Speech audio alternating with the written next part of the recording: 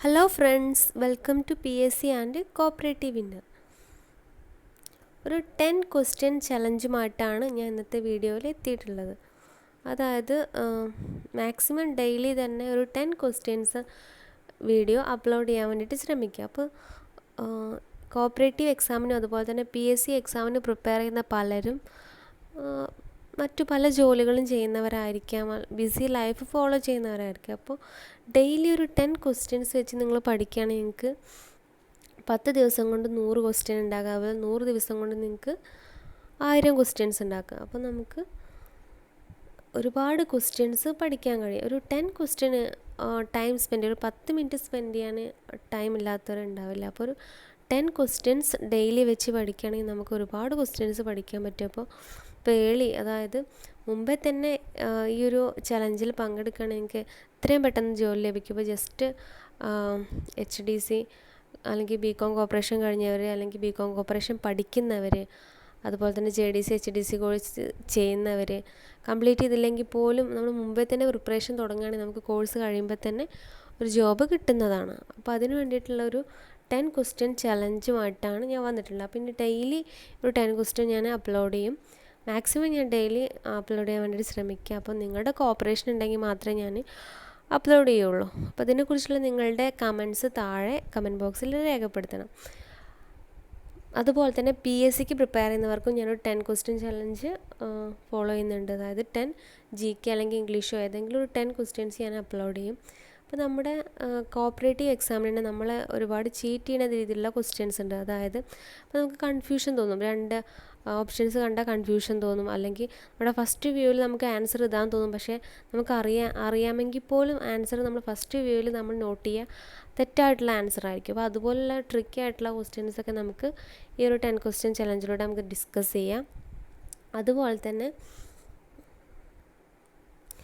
Model എക്സാംസിൽ junior cooperative inspector October 16 നടക്കാനിരിക്കുകയാണ്. അപ്പോൾ അതിൻ്റെ ഒരു മോഡൽ എക്സാം ഞാൻ ഫെബ്രുവരി 1 നടന്ന എക്സാമിൻ്റെ ഒരു മോഡൽ എക്സാം ഞാൻ അപ്ലോഡ് ചെയ്തിരുന്നു. 4 ഓപ്ഷൻ വെച്ചിട്ടുള്ള കറക്റ്റ് മോഡൽ എക്സാം. അതിനകത്ത് ഒരുപാട് ക്വസ്റ്റ്യൻസ് എക്സാമിന് ചോദിക്കുകയുണ്ടായി.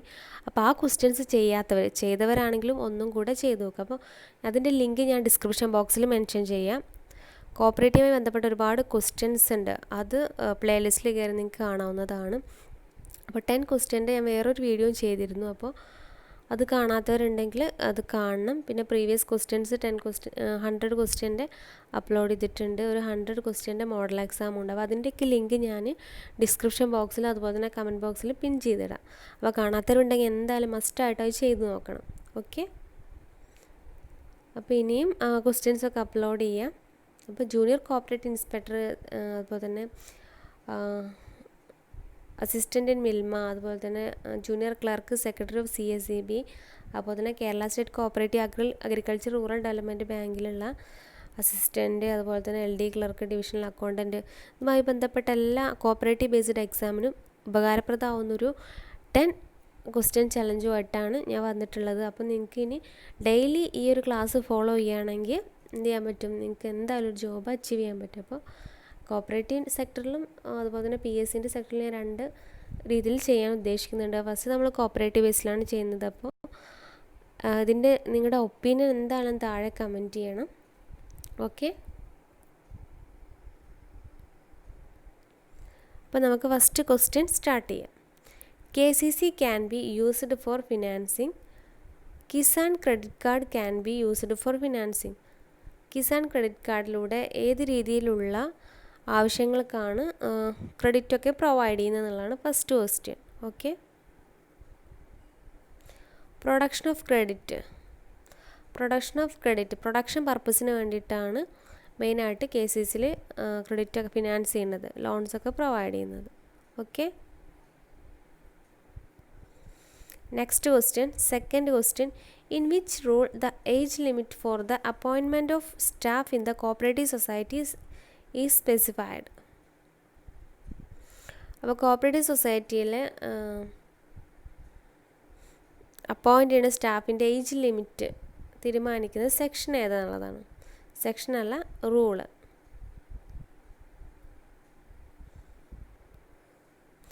റൂൾ 183 ആണ് ഇത് ഡീൽ ചെയ്യുന്നത്. Age limit for the appointment of members deal ചെയ്യുന്നത് റൂൾ 183 ആണ്. ഓക്കെ, 40 വയസ്സ് വരെ നമുക്ക് ഒരു കോപ്പറേറ്റീവ് സൊസൈറ്റിയിലെ ജോബിന് വേണ്ടി നമുക്ക് അപേക്ഷിക്കാം. അതുപോലെ തന്നെ അതിൻ്റെ മാക്സിമം ഏജ് ലിമിറ്റ് 40 ആണ്.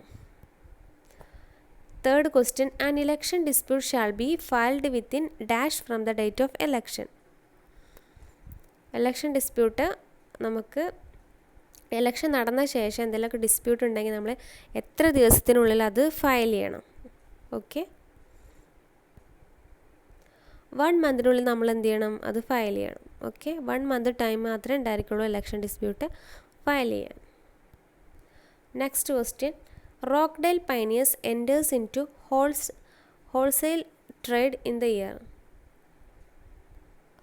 അപ്പോൾ ഹോൾസെയിൽ ട്രേഡിലേക്ക് റോക്ക്ഡെയിൽ പൈനിയേഴ്സ് എൻറ്റർ ചെയ്ത ഇയർ 1855, 1855 റോക്ക്ഡെയിൽ പൈനിയേഴ്സ് ഹോൾസെയിൽ ട്രേഡിലേക്ക് എൻറ്റർ ചെയ്തത്. കൺസ്യൂമർ കോപ്പറേറ്റീവ് സ്റ്റോർ അല്ല, ഹോൾസെയിൽ സ്റ്റോറാണ്. ക്വസ്റ്റ്യൻ മാറരുത്. ഓക്കെ, 1844 ഓപ്ഷൻ ഉണ്ടായിരിക്കും, പക്ഷേ അതല്ല ആൻസർ. 1855 ആൻസർ. അത് കൺസ്യൂമർ കോപ്പറേറ്റീവ് സൊസൈറ്റിയാണ് ഫസ്റ്റ് സ്റ്റാർട്ട് ചെയ്ത്. ക്വസ്റ്റ്യൻ ഹോൾസെയിൽ സ്റ്റോറാണ് trade. Okay,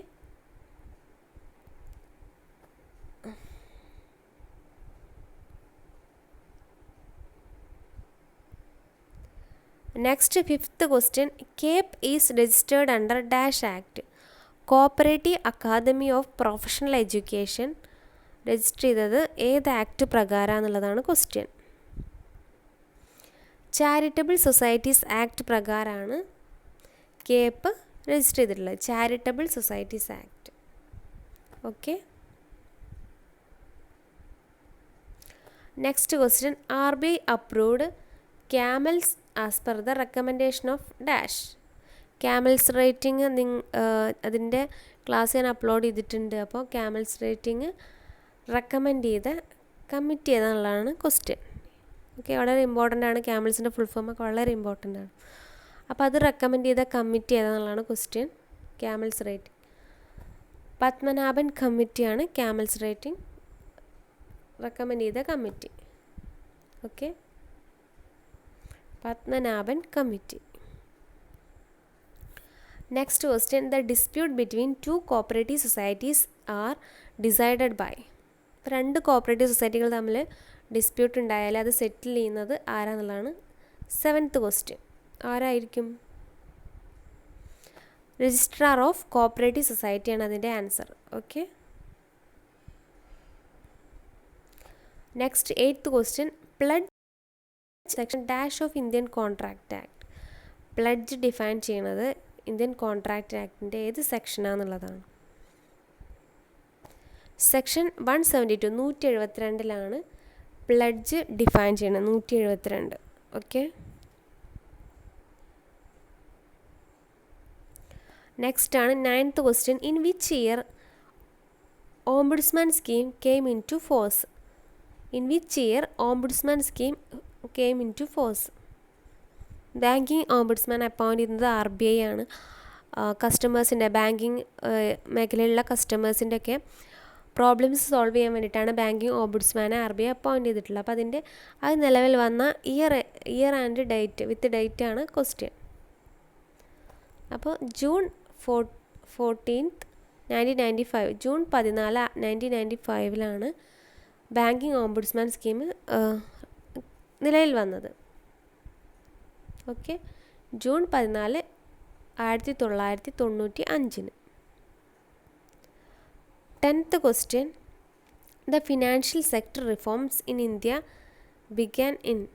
financial sector reforms ഇന്ത്യയിൽ സ്റ്റാർട്ട് ചെയ്തത് എന്നുള്ളതാണ് ക്വസ്റ്റ്യൻ. Answer is 1991 to 1992. 1991-92 കാലഘട്ടത്തിലാണ് ബാങ്കിങ് സെക്ടർ റിഫോംസ് ഇന്ത്യയിൽ എന്ത് ചെയ്തത്, സ്റ്റാർട്ട് ചെയ്തത്. ഓക്കെ, അങ്ങനെ ബാങ്കിങ് സെക്ടർ റിഫോംസ് കൊണ്ട് ഒരുപാട് മാറ്റങ്ങൾ ബാങ്കിങ് സെക്ടറിൽ ഉണ്ടായിട്ടുണ്ട്. അപ്പോൾ അതിൻ്റെയൊക്കെ ക്ലാസ് അപ്ലോഡ് ചെയ്തിട്ടുണ്ട്.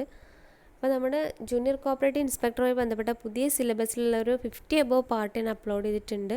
കാണാത്തവരുണ്ടെങ്കിൽ പ്ലേലിസ്റ്റിൽ കയറിയിട്ട് കാണണം.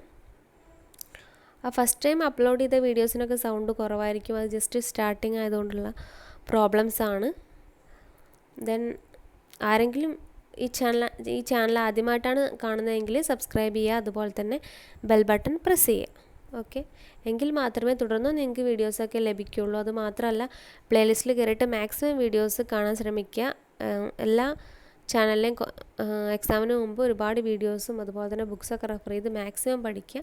അപ്പോൾ ഇഷ്ടപ്പെട്ട എന്ത് ചെയ്യുക, ഷെയർ ചെയ്യുക, ലൈക്ക് ചെയ്യുക, കമൻറ്റ് ചെയ്യുക. ഓക്കെ, അതുപോലെ തന്നെ